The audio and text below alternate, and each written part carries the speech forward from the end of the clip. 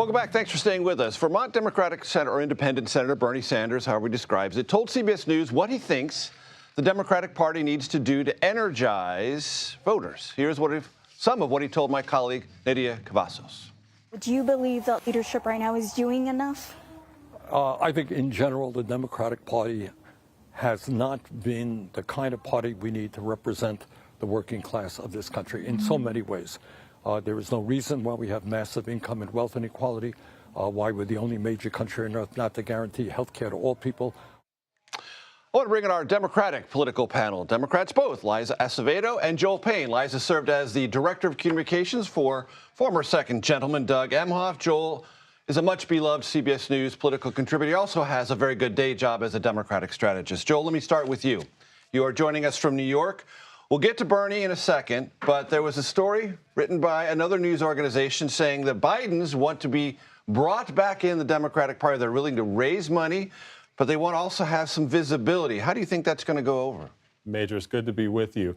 Look, I think the Democrats are not in a position to turn away good help from anybody. If Joe Biden wants to raise money, go help organize the party behind the scenes. All checks will be accepted, yes. And wants to be a good emeritus member of the party in standing, I think that's totally fine. But I don't think this is a moment for, top-down leadership in terms of having a, all-powerful, former president go and guide the party out of the darkness. I think that this is a time for bottom-up leadership. That's why you're seeing so much grassroots energy out there, Major.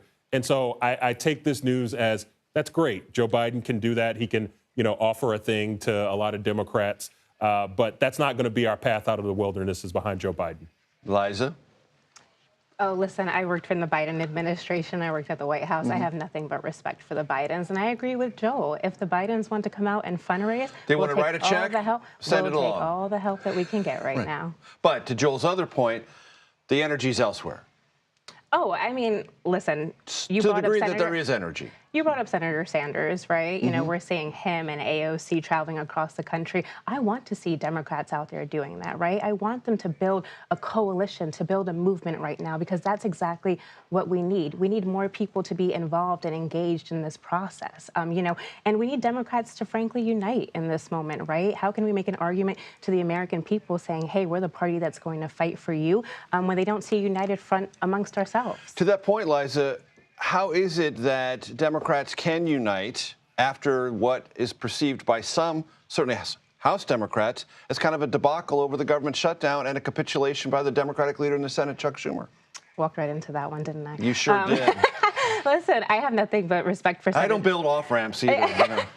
I have nothing but respect for Senator Schumer. I don't envy the position that he was in, right? But I think Democrats, again, they want to see someone fighting for them right now. They want to see individuals who are out there fighting on their behalf. And you know what? We can talk about the Democratic Party night and day all we want to, but we can also talk about the Republican Party, right? We're seeing where's their moral compass at any moment, at any point in time. They're willing to throw it away, right? They're so scared of being primaried that they're willing to say, well, I'm going to vote this way and I'm never going to vote against Donald Trump. They're willing to say, I'll go against judges and the rule of law if that means Elon Musk writing a check to me. So I would also say, what do we think about the Republican Party at this time? Joe, what do you make of this recess when everyone's out of town and lots of town halls are being conducted either virtually or in person, and there's lots of shouting going on in both directions?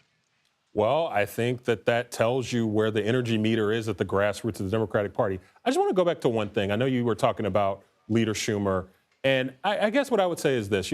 I have a background working in Senate leadership, and I think the way that Democrats lost that was expectations got way out over what was possible.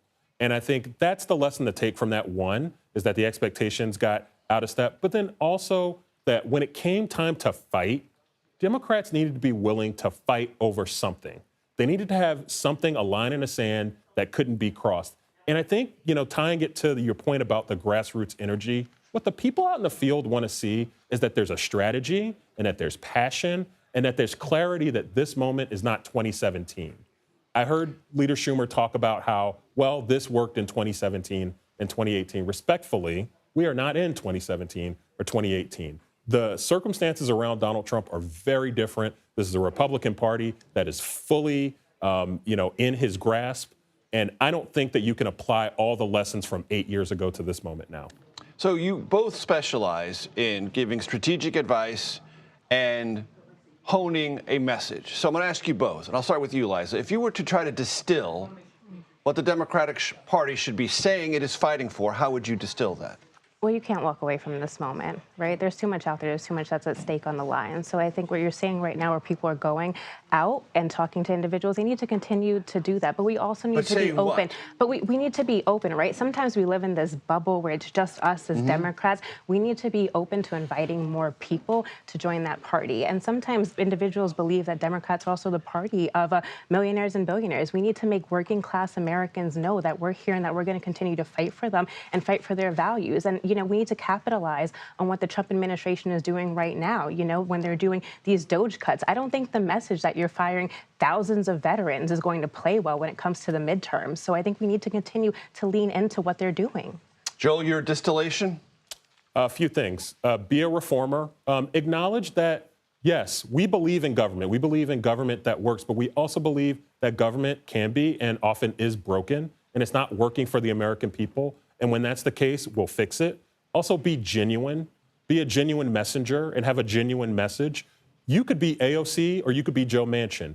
If you're genuine and if people believe that what you're saying is from the heart and actually represents who you are and what you represent, people will give you a lot of latitude. And I think we have maybe a little bit too many Democrats that, frankly, listen to people like me, listen to counsel from folks like me and Liza, who I know we like to give good advice. But you should take that advice and you should make it work for you and make it sound like it's coming from the heart. And I think if Democrats are genuine and have a strategy to make government work for people, I think that'll be a way out of this moment that we're in right now.